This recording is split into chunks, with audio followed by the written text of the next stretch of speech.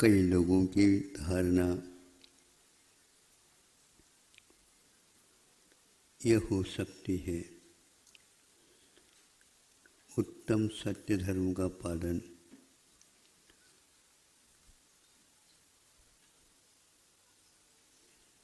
शब्दों से ही होता है। मतलब जो शब्द बोल नहीं सकता सत्य धर्म का पालन नहीं कर सकेगा। तिरंज तो इसमें बिल्कुल ही यह गलत है। कहीं भी यह नहीं लिखा कि सत्य के लिए यह अनुबंध है। असत्य न बोले इसके लिए अनुबंध अवश्य किया गया। हिंसा अनृत विरुद्ध, तो ये हिंसा से, अनृत से, चौर से, कुशील आदि से विरति होना यह व्रत कहलाता। इसलिए हम लोगों के लिए उपदेश दिया गया है कि हम इसके बारे में जागृति रखें। कभी कभी शब्द बोलते समय नहीं चाहते हुए भी कुछ ऐसे अक्षरों का, शब्दों का उच्चारण या मुख से निकलना होता है। आचार्यों ने उल्लेख किया और यह प्रयोग प्रमाण की भूमिका तो होता है, लेकिन मानसिक भूमिका में भी यह पलता रहता है। 12वें गुणस्थान तक असत्य का, उभय का आदि का उपयोग होता रहता है। सत्य और अनुभव भी होता है, लेकिन इसके साथ असत्य भी आ गया और उभय भी आ गया। इसीलिए तीर्थंकर देव दीक्षित होने के उपरांत कैवल्य की प्राप्ति जब तक नहीं होती तब तक अखंड मौन रखते हैं। सुनते तो हैं, वो बोलते नहीं। कौन क्या बोलता है इतना तो सुन तो लेंगे। जैसे आहार की चर्या के समय पर वो आप लोगों के यहाँ आएंगे, स्वयं नहीं बोलते तो आप उसे भी नहीं बुलवाते क्या? हाँ, शुद्ध तो बोलनी पड़ेगी। महाराज भीतर प्रवेश कर लीजिए, ये बोलना ही पड़ेगा। और यह किस ढंग से बोला जा रहा है, इसके टोन में क्या है, ये भी सुनते होंगे। यदि मान लो उसमें गलती हो गई, चले गए, फिर आप पूछो महाराज कौन सी गलती हो गई, अब बोलेंगे तो है ही नहीं। वो जिस समय आपको बोलने के लिए कहा था उस समय तो आपकी टोन ही अलग थी। इसीलिए नवदा भक्ति पूर्वक उसमें एक भी भक्ति छूट गई तो नहीं। कई बार इधर उधर उपयोग रहता श्रावकों का, 3 फेरे हो गए कि 5 फेरे हो गए कि 7 हो गए, करते जाओ। हम संकेत दे दें आओ, तो गिनना आपको है क्या, हम ही गिनना? हाँ, लेकिन हम भी गिनते रहते हैं, क्योंकि यह कहाँ तक अप्रमत्त होकर के कर रहा है। हाँ? फोन करते समय एक शब्द भी तो फालतू नहीं जाता, पैसे देना पड़ता है। तो उसी प्रकार यहाँ की बात है। इसलिए शब्दों के साथ हम सत्य को बांधे नहीं। एक बार की बात है, वह बोल रहा था, बोलते बोलते यूं हाथ से कर रहा है, भोजनशाला में प्रवेश कीजिए, भोजनशाला में आहार लीजिए। अब यहाँ पर भोजनशाला तो है ही नहीं, तो हमने सोचा कि नहीं, इसकी ये गलती नहीं है, इसके हाथ बोल रहे हैं, मुख भले ही कुछ भी बोले, संभालना तो पड़ता है ग्राहक को।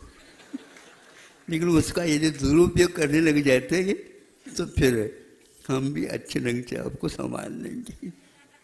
हाँ, अभी ढीला डाला है तो ऐसा नहीं होता। परिस्थिति को देख करके, व्यवस्था को देख करके, उस व्यक्ति के भावों को देख करके हमें सब कुछ करना है। सामने वाला भी इसी प्रकार करे तो बहुत अच्छा है, लेकिन हम दूसरे से अपेक्षा नहीं रखेंगे, हम स्वयं सावधानी के साथ करेंगे। करना अपेक्षित है। एक एक शब्द हम पढ़ते हैं तो तत्संबंधी कर्मों की निर्जरा हमारी होती है। उमा स्वामी महाराज ने कहा, शुद्ध उच्चारण तत्वा सूत्र का शुद्ध होता है फलम सात उपवास से। कोई मान लो उपवास नहीं कर रहा, एक बार शुद्ध पाठ कर ले तो प्रतिदिन उपवास तो पक्का। ऐसा नहीं फिर उपवास ही नहीं करो। हाँ हाँ, सभी के लिए कह रही है, जितने भी पाठ हैं आदि आदि सब में यही, क्योंकि उच्चारण हम कर रहे हैं, सत्य उच्चारण होगा, सही उच्चारण होगा।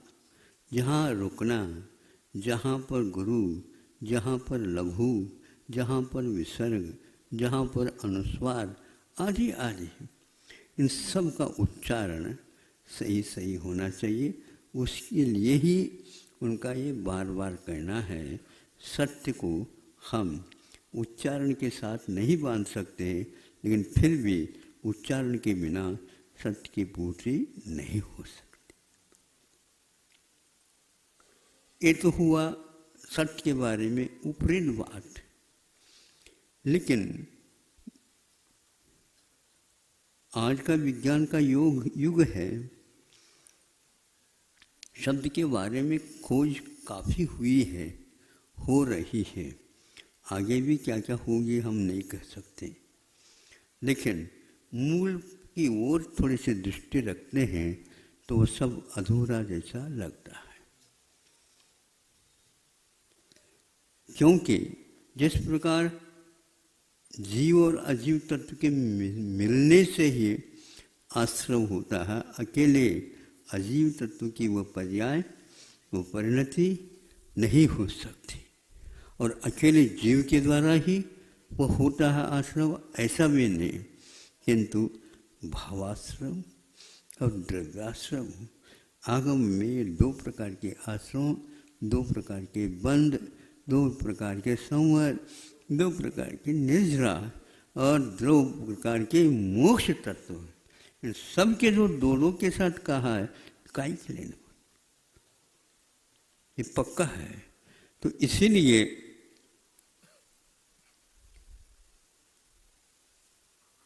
शब्द क्या है, बहुत वैज्ञानिक ढंग से, तुलनात्मक दृष्टि से काफ़ी संशोधनात्मक लिखा गया। महाराज इसको पढ़िएगा, बहुत अच्छी बात है। हमें पढ़ने के तो निषेध करते हैं, लेकिन हमारा समय मौलिक है, उसको हम ज़्यादा खर्च भी नहीं कर सकते, क्योंकि सुबह निकलती किताब शाम तक वह रद्दी के खाते में हो जाती। कल की और प्रतीक्षा है। लेखक असंख्य हैं, सभी अपनी अपनी कृतियों को पहुंचाने का प्रयास करते हैं, तो इस प्रकार तो होता नहीं। आप व्याख्या करिए, 2 मिनट नहीं लगेगा। आप डेफिनेशन यानी शब्द का अर्थ देने वाला शब्द हमारे लिए मिल जाए तो हम पर्याप्त समझते हैं। इस स्वरूप के अभिधान के बिना हम उसके निकट नहीं पहुंच सकते। इस शब्द का क्या अर्थ है? हम अर्थ को बिना शब्द के नहीं कर सकते, ये बिल्कुल ठीक है, लेकिन शब्द के बाद भी अर्थ पकड़ में आए ऐसा कोई नियम नहीं होता। अर्थ की ओर दृष्टि जब तक नहीं जाती तब तक हम शब्द को ही सर्वे सर्वम मानते हैं, ये गलत होता है। तो आज वर्तमान में शब्द को बहुत ऊपर उठाया गया, लेकिन ऐसा है ही नहीं। शब्द क्या है तो कहते हैं मैटर, जिसमें रूप रस गंध स्पर्श आदि हो, इसका नाम शब्द है। ये बिल्कुल ही गलत है, बिल्कुल ही गलत। इसलिए हम कह रहे हैं कि इसमें आप कोई भी स्वरूप का दर्शन ही नहीं कराया। इसमें भी रूप है, इसमें भी रस है, इसमें भी गंध है, इसमें भी वर्ण है, ये तो पक्के हैं। और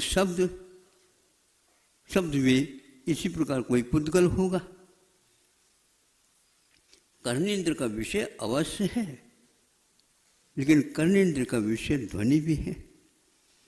आप सुन रहे हैं, सत्य के बारे में कुछ कहा जा रहा है, तो अब कानों में शब्द भी आ जाते हैं, ध्वनि भी आ जाती है।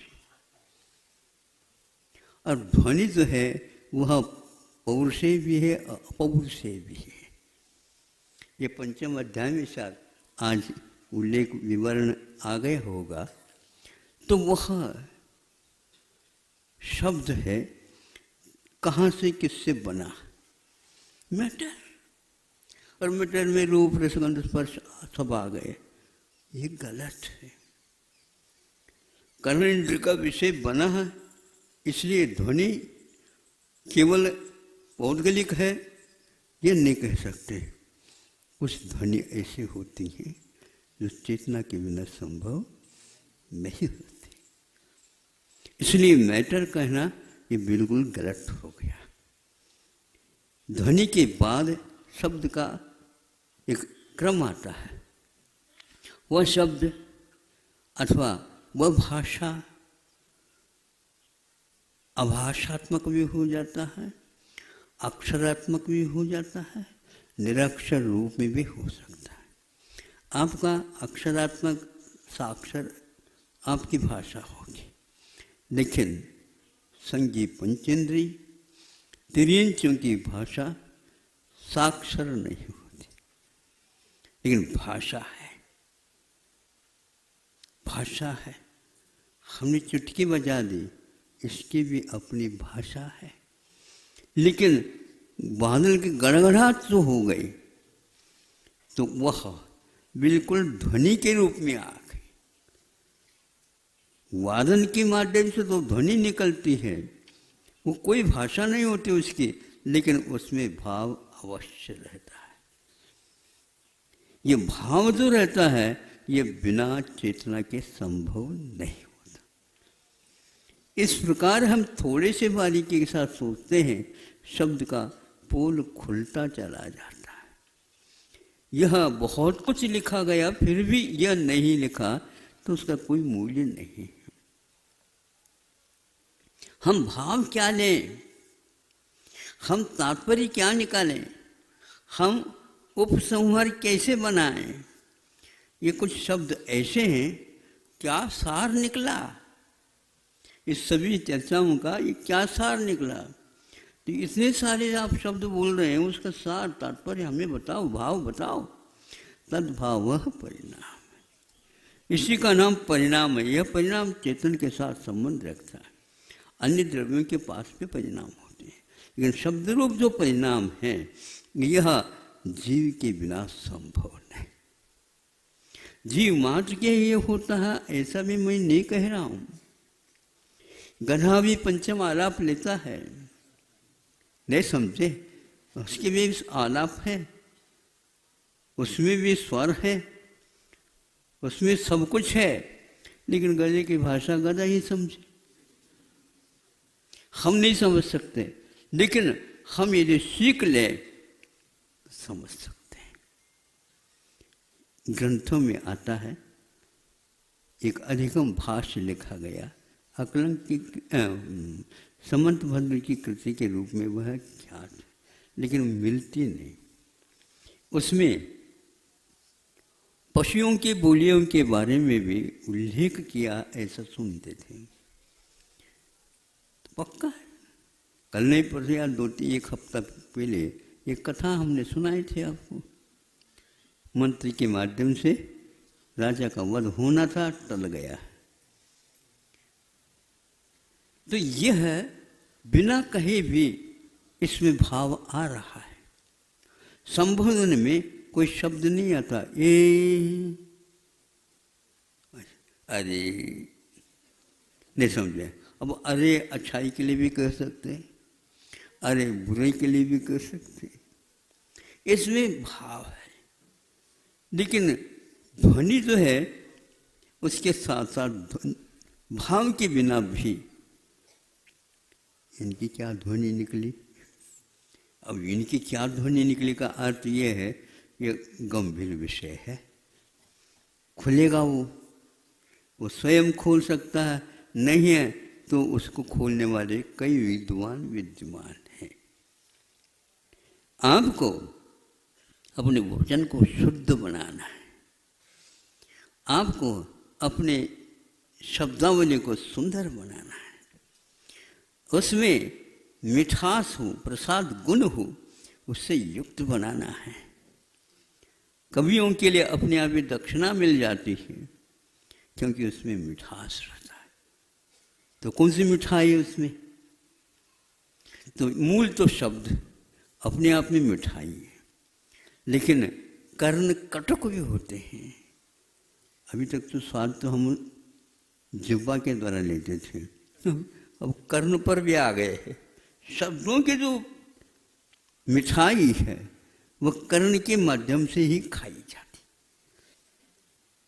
बहुत दिन से हमने सुना नहीं था, आज कुछ ऐसे शब्द मिले हैं, एक बार और हो जाए तो बहुत ही अच्छा होगा। नहीं समझे? ये क्या है, हमें बता दो। आप कोई भी मीठा खाते नहीं, फिर भी इतने मीठे शब्द कहाँ से आते? भीतर कुछ न कुछ तो होगा, खाया होगा। हाँ, मीठे शब्दों को सुन करके मीठे शब्दों का प्रयोग भी किया जा सकता है। हम तो मीठे शब्दों को जो कि भी बोल ले तो उसके माध्यम से ले लेते हैं। आंखों के ऊपर जो जोर क्यों दे, कान के ऊपर जोर दे दी। अब ठीक नहीं लगा, इधर से सुन करके इधर छोड़ दिया। पास क्यों रखो? पास वही रखे जो एक बार और हो जाए तो बहुत अच्छी बात है। ये क्या है महाराज?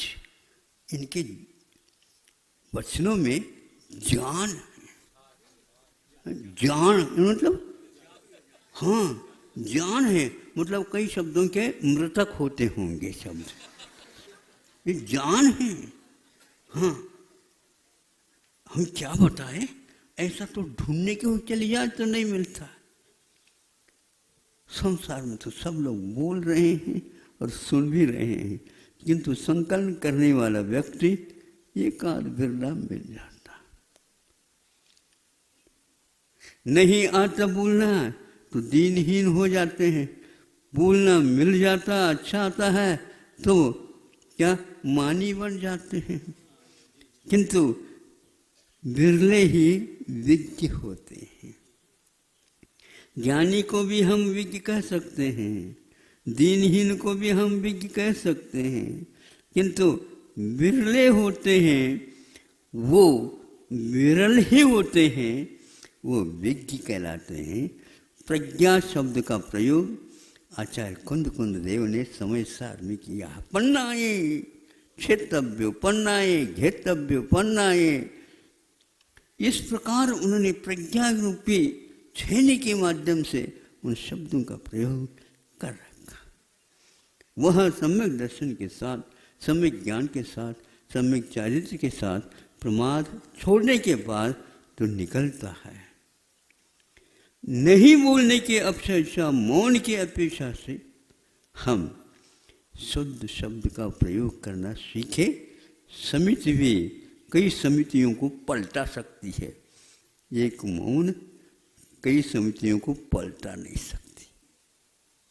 और मौन के साथ क्या भाव है ये नहीं कह सकते। इसलिए समिति के अनुसार जैसे चंद्रमा के बिंब से अमृत झलता है, सूर्य के माध्यम से काम नहीं होता। उपाध्याय परमेष्टि आदेश वचन न दे करके बहुत कोमल प्रसाद गुण से युक्त शब्दों का प्रयोग करते हैं, जैसे चंद्रमा से अमृत झर रहा हो। हाँ, अमृत झर रहा हो और ऐसा लग रहा था वो झरता रहे और हम पीते रहे, पान करते रहे।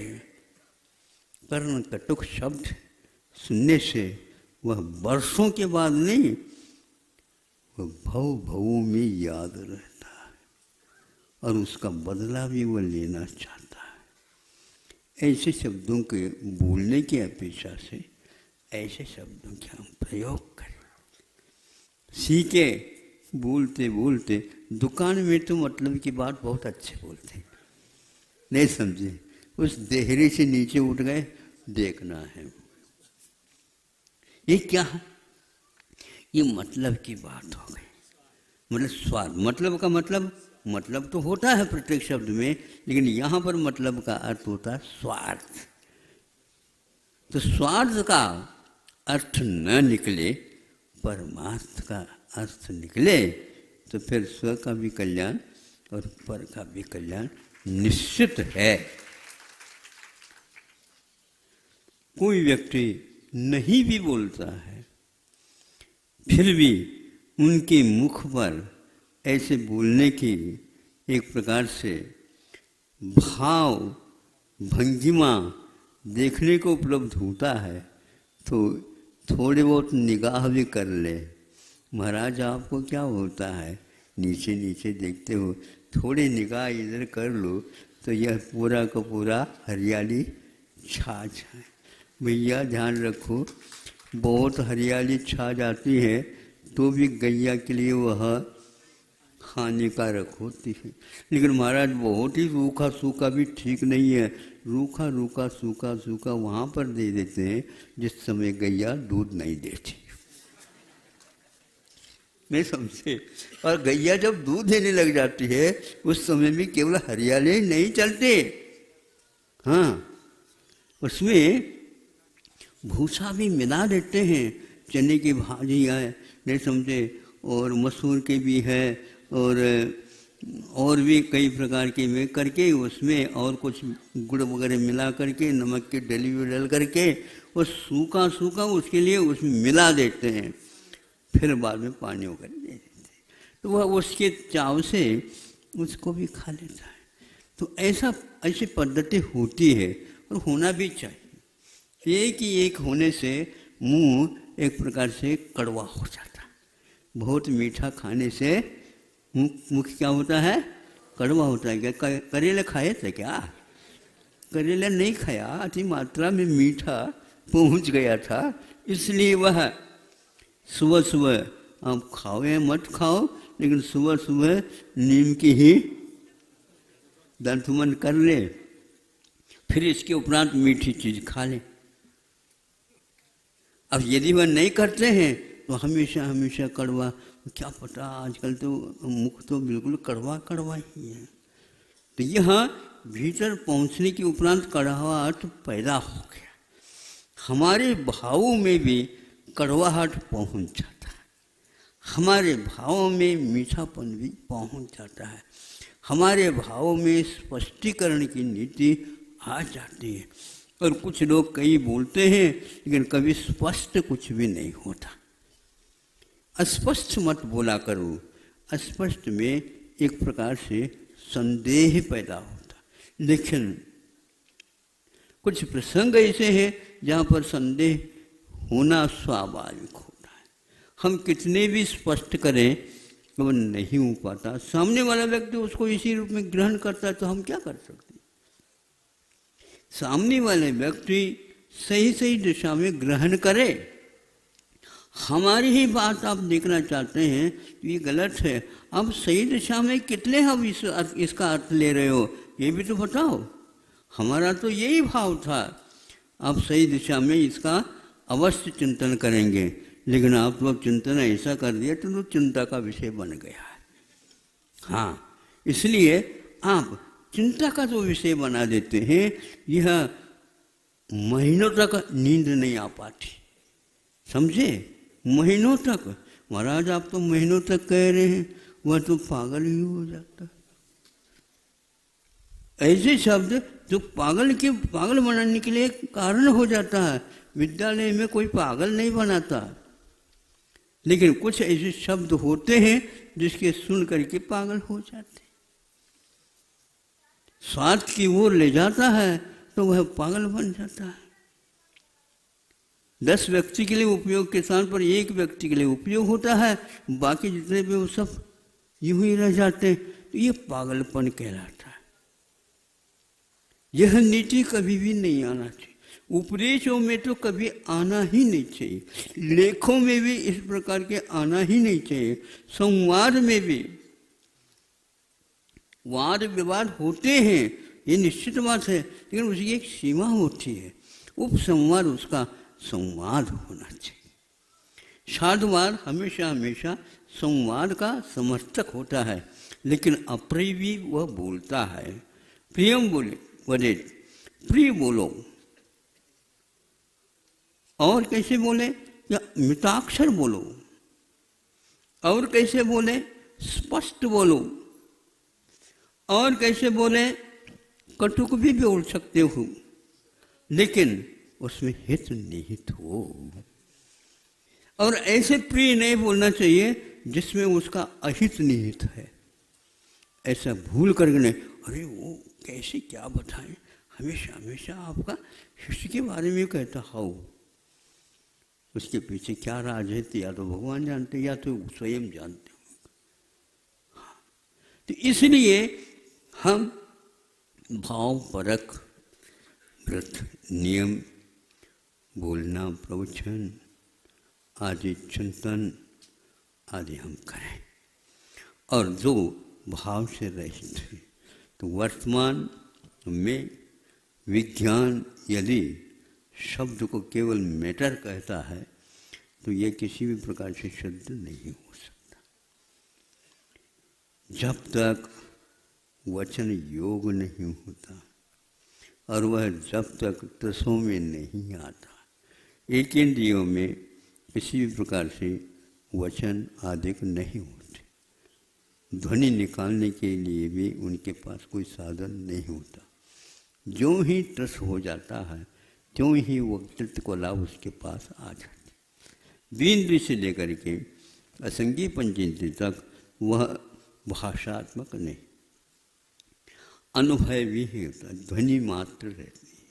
किंतु जो ही वह पंचेंद्रिय होता है तो ही मन के बिना होता है तो थोड़ा सा अलग रूप रहता है, और मन आने के उपरांत जो उसके पास अथवा मनुष्य बनता है तो उसकी भाषा में सभी प्रकार की पूर्तियाँ हो जाती हैं।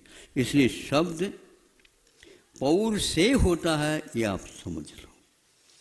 भगवान के ध्वनि को भी ये लोग कहते हैं भव्य भागन वश जोगी वश। ये है एक भक्ति में लिखी हुई पंक्ति है।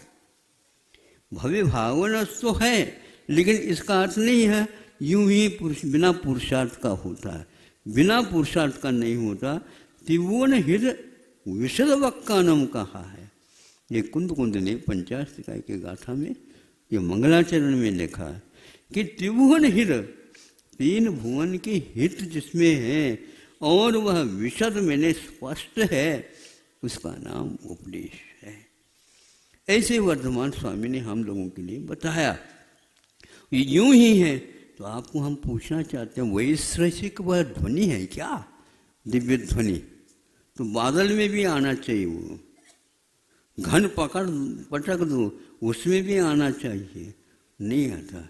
तट वितट सुश्र और घन आदि यह पौरुषेय है।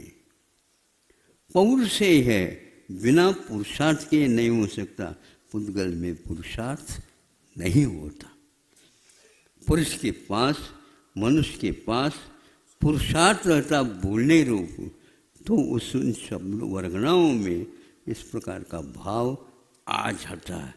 नहीं है तो क्रोध के भाव के साथ यदि उच्चारित किया है, उसमें क्रोध ही झलकेगा। कोई भी आप यंत्र के माध्यम से उसको स्पष्ट कराइए, आएगा वही। इसलिए शब्द कहाँ तक जाता है, गतिमान होता है, इसके बारे में भी आचार्यों ने बहुत ही अच्छे ढंग से वर्णन किया है।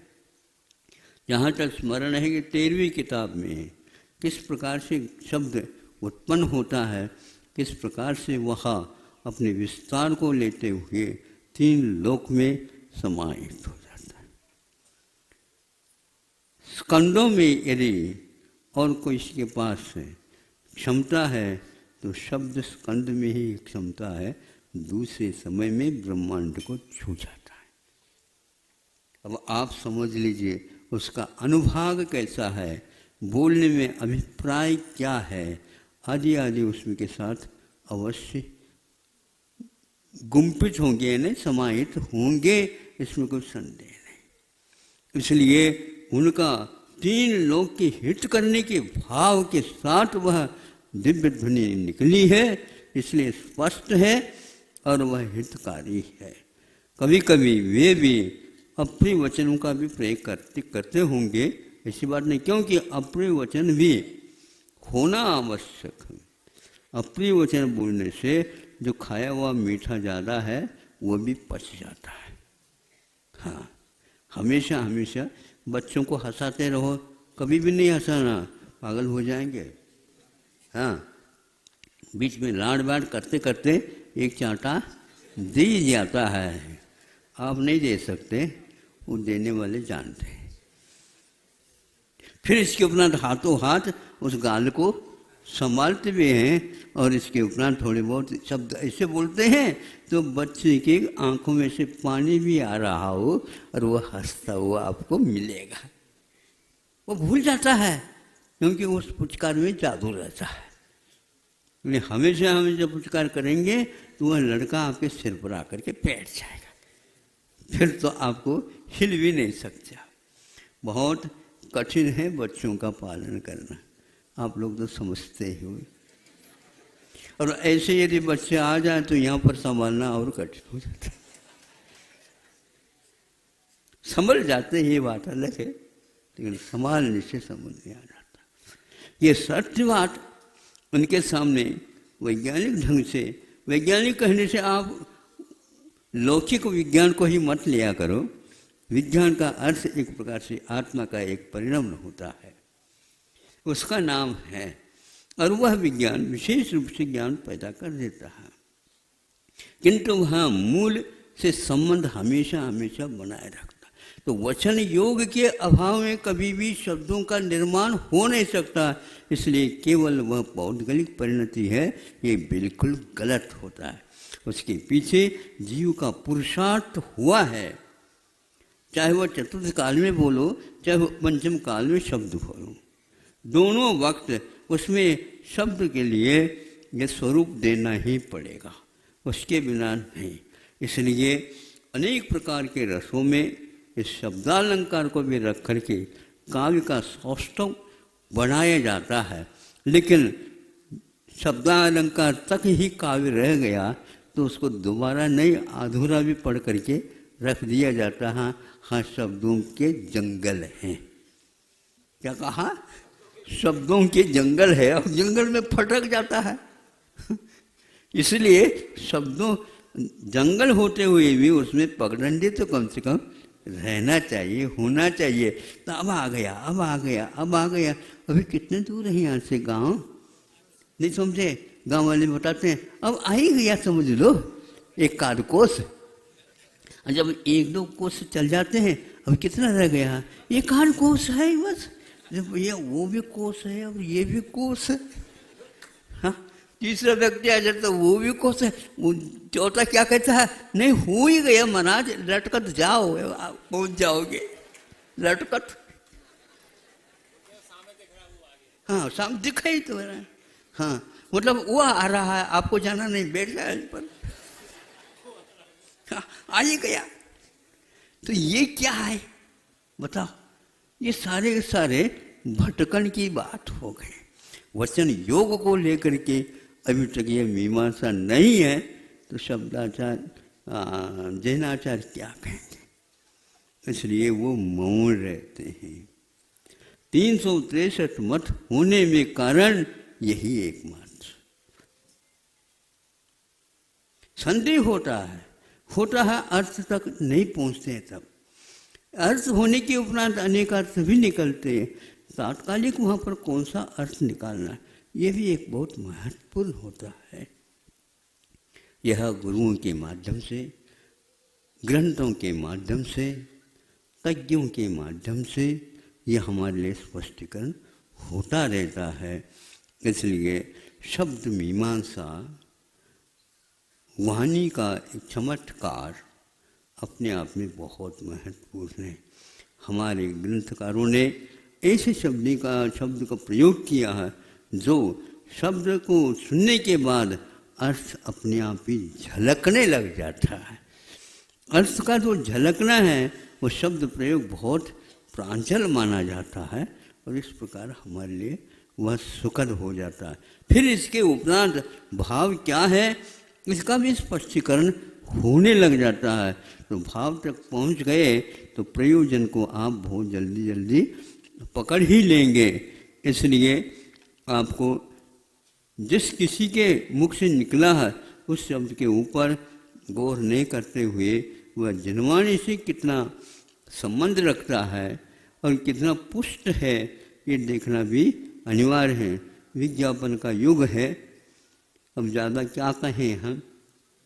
कुछ लोग विज्ञापन से डरते हैं क्योंकि उनके लिए खर्चा के लिए है ही नहीं, और उस दुकान में वो आए कैसे? भैया उसका अपना ग्राहक बंधा हुआ रहता है, वो घूम करके वहीं पर आ जाता है। नहीं समझे? बछड़ा जैसे गैया के पास ही आ जाती है वैसे ही वह आ जाता है, क्योंकि वो कहता है कि हमारे यहाँ एक भाव है और ये दुनिया के भाव हैं। नहीं समझे? 10,000 कह करके 100 में बेचने वाले का क्या बताया? 10,000 बताए, एक का मूल्य क्या है? 10,000 है, ले लो। अभी वह भी छाना होता है, ग्राहक भी 10,000 बस, और ज़्यादा तो नहीं। नहीं ये नहीं दादा, ये ले लो, 5,000 ले लो। वो स्वयं ही बीपी लाते हैं ना, बिल्कुल नीचे आ रहा। आता आता आता आता अंत में देखो भैया, हमारे घर में इस ढंग से चलता है, वो भी बहुत छानबीन करते हैं इसको। तो आप क्या लेना चाहते हो बताओ? आप ही बताओ। आपने तो 10,000 से नीचे तक आ गए, क्या पता है फोकट में मिल जाए तो। अब ऐसा कर लो, उधार दे दो, ये अच्छी है, उधार दे दो, अब उसका उपयोग कर लेंगे। अब पहले का जो उधार है वो दे देंगे, पुनः उधार ले लेंगे। आप क्या कहते हैं? आज नगद कल उधार। तो आपकी बात वो भी समझता है। इसलिए इस प्रकार स्पष्टीकरण यदि नहीं होता है तो हमारा जीवन एक दूसरे से मिलेगा नहीं। सत्य के साथ हितकारीपन रहता है तो मिलनसारी हो जाता, नहीं है तो उनका पूरब है, ये इनका पश्चिम है, कभी भी हो नहीं पाएगा। तो यहाँ स्वतंत्रता के बाद आप लोगों के सामने ये विषय आया है। अभी कहो हिंदी दिवस था, आज ही है। अच्छा, तो उस दिन क्या क्या था? शिक्षक दिवस। अच्छा है। शिक्षक दिवस के बारे में तो हमने कहा था, हिंदी के बारे में तो अखबार में खूब भर भर करके आ रहे हैं, बताते हैं, उनको पढ़िएगा। और वह 90% सरकारी कार्य संगठन जो बना है उसमें 90% हिंदी भाषा में उसका रूपांतरण कार्य होना प्रारंभ हो गया है। अब रह गया है 10%, वो यूं ही आ जाएगा। हाँ, इसमें कब ज़्यादा मेहनत की आवश्यकता नहीं, लेकिन इस सुविधा को आपने पाई है, उस मेहनत के साथ बच्चियों को आप तैयार करिए। और ऐसे शिक्षकों के भी निर्माण करना चाहिए, जैसे विद्यार्थियों को आप खड़े करना चाहते हो, उससे भी बढ़ कर के शिक्षकों का निर्माण होना चाहिए, जिससे वे अन्य लोगों से बचते हुए राष्ट्रीय हित में कार्य करते रहेंगे। यही एकमात्र मंतव्य है। समय आपका काफ़ी हो गया है, जो सत्य की बात थी फिर भी शब्दों तक ही रह गई।